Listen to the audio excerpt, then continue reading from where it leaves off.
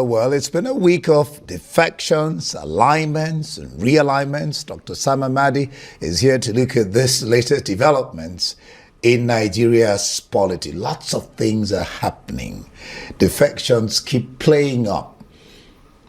Let me take you immediately on his last comment on, I cannot say why people are jumping ship. Can you say why they're jumping ship? I mean, he was referring to Obi, of course, and Kwankwaso. Then there is there is Elisha Abo. He has also jumped ship to Labour Party.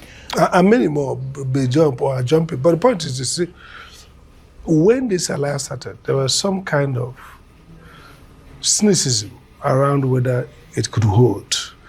Because first you had persons who were presidential candidates, at least Mr. P2B and Mr. Atiku Abubakar were all presidential aspirants in the last election.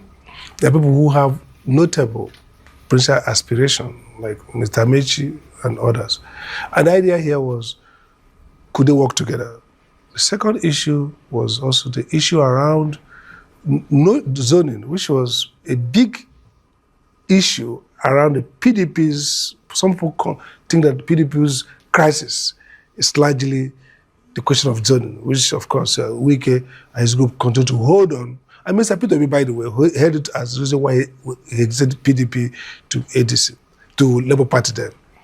So it really was a fact that you need to manage the issue of conflict of ego, but more fundamentally, real division or disagreements or different views around zoning. Of course, the PDP, ADC leaders knew about these issues. And part of what we get is that they said, enter first, we decide this matter. And many months, not even a meeting around it. So I think this crisis, no matter the individual, temperamental and political motivations of different actors, exiting or not exiting, the momentum was mismanaged. A lot of deterring, Look, this is politics. And the Nigerian polity is characterized by certain issues at some time or the other. Zoning of political office is a key thing. So they would have become clear on one position, and some people don't want zoning because it will exclude a critical candidate. I read an article where... So partly the crisis, the exits were predictable, what we call in social science, predictable surprise. It's a surprise, but predictable, that maybe along the line, we're going to have these fault lines magnified and falling out and falling I read an article, and that opinion has been canvassed in some quarters, that Obi is delivered, in the sense that at the onslaught of a little storm, he jumps ship. That he doesn't have the lever to be able to stay, ride the storm, and then he keeps jumping. He's moved from Labour to ADC, now from ADC to NDC. And that's not a good quality of a leader. Do you think that that assertion is true? And then what is the fortune of Obi going to NDC and Kwankwaso going to NDC regarding the 2027 election and maybe his unseating the incumbent? Okay, there are two things here. There are facts about people changing political parties and opinion as whether that is relevant. So two things. Truly, you're right. But then let's start it. Even me here, as another analyst, have tried twice to run for elected positions and different parties, ABGA. So I'm not even a very serious kind of politician, but to show you the fluidity and the crisis of Nigerian party formation. Let's take each of the major candidates. None of them, at least, has not had more than 2 or 3 party changes. Yeah. Atiku was in PDP, vice presidential candidate, moved to AC, moved back to PDP, now moved to ADC. Amechi was PDP, top ranking, chairman of Governors Forum, chairman of Speakers Forum, moved to ACN, is that not correct? I moved to APC. So I moved to APC and to ADC. You can say Kwankwaso PDP, NMPP, P2B, ABGA, PDP, I don't know about PDP, ABGA, and PDP, yes. PDP with Atiku Abubakar, PDP, Labour Party, and now ADC, so if and then now NDC. So if you have this, I'm talking about the major people. If you go to the people who are Erufai, all these guys, everybody has the minimum change in Nigerian politicians have had in the last. Is that your defense why Obi is jumping ship? No. I'm saying that defense. No, I'm particular about logic and use of language. So Lily Livered does no longer explain the tendency to change parties. That's not Lily Livered. So that's why I said factual, they change party.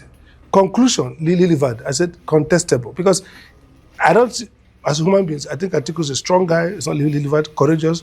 If a man who has no structure, can run election as president, spend his money, and bullish that he can win, it can't be Lily Livered.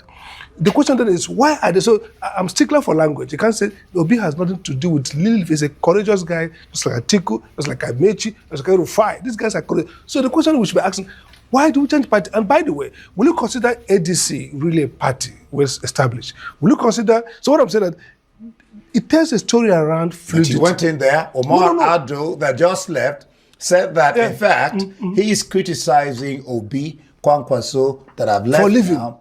Yeah, for leaving on the basis that they should have done. What did he call it? I'm giving you due diligence. No, listen, I'm giving you a systemic analysis of a systemic crisis. Makinde is thinking about moving from the PDP to maybe APR or whatever. You can understand that. So the point I'm saying is that the Nigerian, okay, look at Labour Party. P2P's argument, and this is not a case for P2P, it applies to everybody, is that the party, they were hounded out. The party was in crisis, you know very well, for months, interminable. PDP is interminable. So I think most Nigerians are going to be assessing candidates on what they're going to promise, very quickly, what they'll deliver and profile. Seconds. Yeah. So conclusion is that Nigerian political system is no longer credible, stable. It's like a Mweba. Chaotic. It's like a Mweba. It just keeps. All right. Just 30 seconds.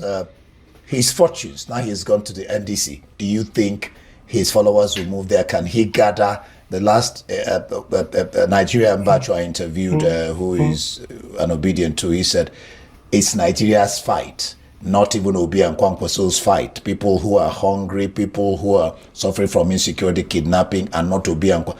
What are his fortunes in 30 seconds? Do you think he can? In 30 seconds, most Nigerians think that a coalition of opposition party will be the best position to defeat an incumbent strong party. 2, the dynamics we saw in 2023, I was with some big politicians. I told me then, they said, P2P cannot get 1 million votes. I have it on good record. Sule Lamido told me personally, the chairman of PDP told me, I was even shocked. So we don't know the dynamics will play out. We're going to watch in the weeks to come to see whether there will be shift from ADC to NDC. And because of the Nigerian politics and the fact that people are angry, we don't know how those anger will reflect. So right now, it's a proposition.